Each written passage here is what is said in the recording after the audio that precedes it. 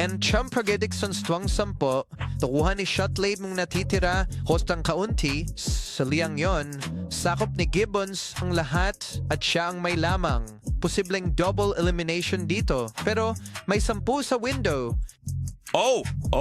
Gumagana ang diamond para kay Robinson. Wow. Naku! Gumagana na ang Broadway draw para kay Robinson. Oo, nadagdagan ng mga out, nakakatawa man dahil out na si Shotley, maliban na lang kung mag-10 sa huli. Itim. Blackjack, 3 ng spades. 3 ng spades.